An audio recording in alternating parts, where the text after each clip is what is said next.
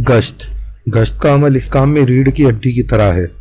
اگر یہ عمل صحیح ہوگا تب تو یہ قبول ہوگا، یعنی دعوت قبول ہوگی، دعوت قبول ہوگی تو دعا قبول ہوگی، دعا قبول ہوگی تب ہدایت اترے گی۔ اگر گشت قبول نہیں ہوا تو دعوت قبول نہیں ہوگی، اگر دعوت قبول نہیں ہوگی تو دعا قبول نہیں ہوگی، جب دعا قبول نہیں ہوگی تو ہدایت آسمانوں سے نہیں اترے گی۔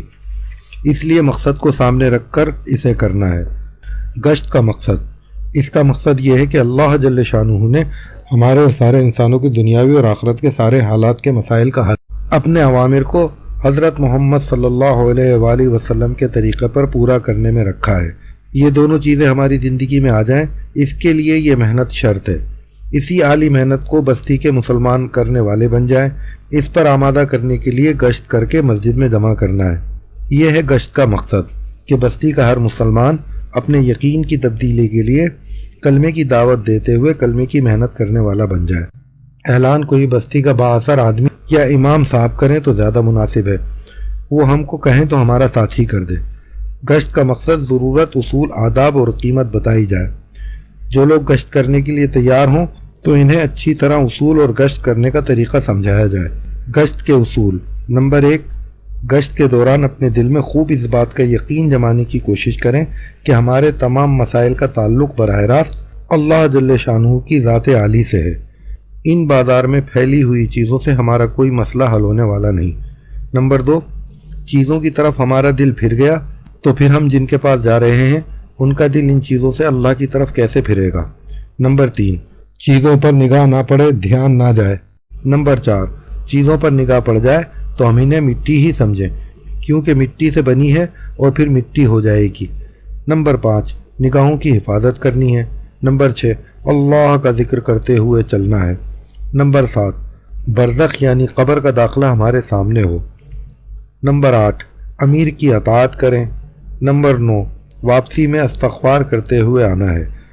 نمبر 10، اس طرح ان اصولوں کو مذاکرے کے بعد گشت کرنے کے آداب سمجھائیں۔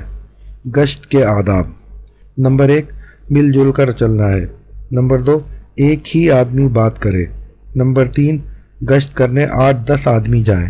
نمبر 4، مسجد کے قریب مکانوں پر گشت کریں، مکان نہ ہو تو بازار میں کر لیں۔ نمبر 5، جماعت میں زیادہ آدمی ایسے جائیں جو گشت میں اصولوں کی پابندی کر لیں۔ نمبر 6، نئے آدمی زیادہ تیار ہو جائیں تو ان کو سمجھا بجھا کر مسجد میں روک دیں، 3-4 آدمی چاہیں تو ساتھ لے لیں۔ نمبر 7، جس سے ملاقات کریں اس سے یہ کہیں کہ بھائی ہم مسلمان ہیں، ہم نے تو کلمہ لا الہ الا اللہ محمد الرسول اللہ کا اقرار کیا ہے، ہمارا یقین ہے کہ اللہ پالنے والے ہیں، نفع نقصان، عزت ذلت اللہ کے ہاتھ میں ہے۔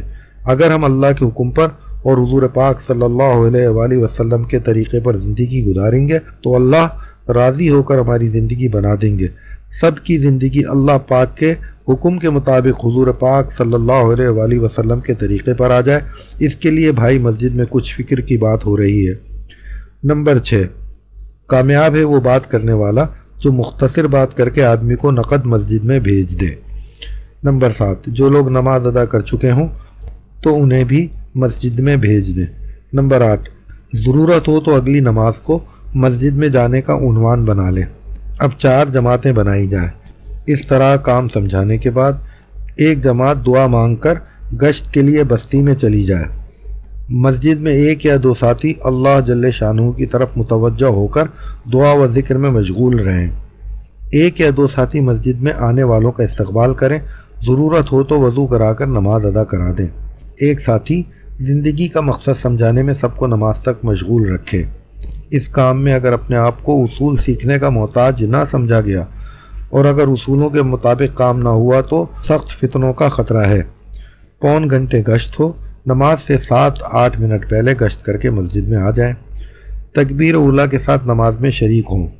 جس ساتھی کے بارے میں مشورہ ہو جائے وہ مجمع کو سمجھائے کہ اللہ پاک کی ذات عالی سے تعلق قائم ہوا تو دنیا اور آخرت میں کیا ہوگا، اور اگر اللہ پاک کی ذات عالی سے تعلق قائم نہ ہوا تو دنیا اور آخرت میں کیا نقصان ہوگا، جیسے اس میں 6 نمبر کا مذاکرہ کیا ہے۔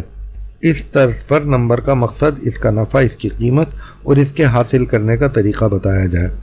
سادہ انداز میں بات ہو، اس سے انشاءاللہ مجمع کی سمجھ میں کام آئے گا۔ اور اس کی ضرورت بھی محسوس کرے گا اور سمجھے گا کہ ہم بھی سیکھ سکتے ہیں۔ ہمارے ساتھی بھی مذاکرے میں اہتمام سے جم کر بیٹھیں، متوجہ ہو کر محتاج بن کر سنیں جو بات کہی جا رہی ہے۔ ہم اپنے دل سے کہیں کہ یہی حق ہے۔ ایسا کہنے سے ہمارے دل میں ایمان کی لہریں اٹھیں گی اور عمل کا جذبہ بنے گا۔ 3 چلوں کی بات جم کر رکھی جائے، نقد نام لکھے جائیں، اس کے بعد چلوں کے لیے وقت لکھا جائے اور پھر جس وقت کے لیے تیار ہو قبول کر لیا جائے۔ مطالبہ اور تشکیل سے ساری دعوت کا مغز بنتا ہے۔ اگر مطالبہ اور تشکیل پر جم کر محنت نہ ہوئی تو پھر کام کی بات رہ جائے گی اور قربانی وجود میں نہ آئے گی تو کام کی جان نکل جائے گی۔ دعوت دینے والا تشکیل کرے، ایک آدمی کھڑے ہو کر نام لکھے، نام لکھنے والا مستقل تقریر شروع نہ کر دے، 1-2 جملے ترغیب کہہ سکتا ہے، پھر آپس میں ایک دوسرے کو آمادہ کرنے کو کہا جائے، فکر کے ساتھ اپنے قریب بیٹھنے والوں کو تیار کیا جائے، عذر کا دلجوئی اور ترغیب کے ساتھ حل بتایا جائے، انبیاء علیہم صلاۃ والسلام اور صحابہ کرام رضوان اللہ تعالیٰ اجمعین کے قصوں کی طرف اشارہ کریں اور پھر آمادہ کریں۔ آخر میں مقامی 5 کام کرنے کے لیے مسجد وار جماعت بنائی جائے اور ان سے مقامی کام شروع کرایا جائے۔ مذاکرے میں انبیاء علیہم صلاۃ والسلام، صحابہ کرام رضوان اللہ تعالیٰ اجمعین کے ساتھ اللہ پاک نے جو مدد فرمائی ہے وہ بیان کیا جائے۔ بیان میں فضائے حاضرہ کی باتیں نہ کی جائیں۔ امت میں جو ایمانی، اعمالی، اخلاقی کمزوریاں آ چکی ہیں ان کے تذکرے کرنے سے بہتر ہے کہ اصل خوبیوں کی طرف، یعنی جو بات پیدا ہونی چاہیے اس کی طرف متوجہ کیا جائے۔ اصل کام کی شکلیں دعوت، گشت، تعلیم، تشکیل وغیرہ ہے۔ مشورے کی ضرورت ہو تو مناسب ساتھیوں کو الگ کر کے مشورہ کر لیا جائے۔ ایسا نہ ہو مشورہ کرنے والوں کا کسی موقع پر عمومی اعمال سے جوڑ نہ رہے۔ یہ کام بہت نازک ہے۔ حضور اکرم صلی اللہ علیہ وآلہ وسلم نے ایک محنت فرمائی، اس محنت سے سارے انسانوں کی ساری زندگی کے کھانے کمانے، بیاہ شادی، میل ملاقات، عبادات، معاملات وغیرہ کے طریقے میں مکمل تبدیلیاں آئیں۔ تو آپ صلی اللہ علیہ وآلہ وسلم نے خود اس محنت کے طریقے بتلائے ہوں گے۔ ہمیں بھی یہ کام کرنا نہیں آتا اور ابھی حقیقی کام شروع بھی نہیں ہوا ہے۔ کام اس دن شروع ہوگا جب ایمان و یقین، اللہ کی محبت، اللہ کے دھیان، آخرت کی فکر، اللہ کے خوف و تقوی سے بھرے ہوئے لوگ حضور اکرم صلی اللہ علیہ وآلہ وسلم کے عالی اخلاق سے مزین ہو کر، اللہ کی رضا کے جذبے سے معمور ہو کر اللہ کی راہ میں جان دینے کے شوق سے پھریں گے۔ ابھی جو ہم کو کام کی برکتیں نظر آ رہی ہیں وہ کام شروع ہونے سے پہلے کی برکتیں ہیں، جیسے حضور اکرم صلی اللہ علیہ وآلہ وسلم کی ولادت سے ہی برکتوں کا ظہور شروع ہوا تھا، لیکن اصل کام اور اصل برکتیں 40 سال بعد شروع ہوئی تھیں۔ ابھی تو اس کے لیے محنت ہو رہی ہے کہ کام کرنے والے تیار ہو جائیں۔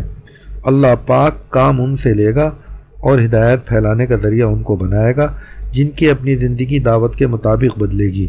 جن کی زندگیوں میں تبدیلی نہ آئے گی اللہ پاک ان سے دعوت کا کام نہ لیں گے۔ یہ نبیوں والا کام ہے۔ اس کام میں اگر اپنے آپ کو اصول سیکھنے کا محتاج نہ سمجھا گیا اور اصولوں کے مطابق کام نہ ہوا تو سخت فتنوں کا خطرہ ہے۔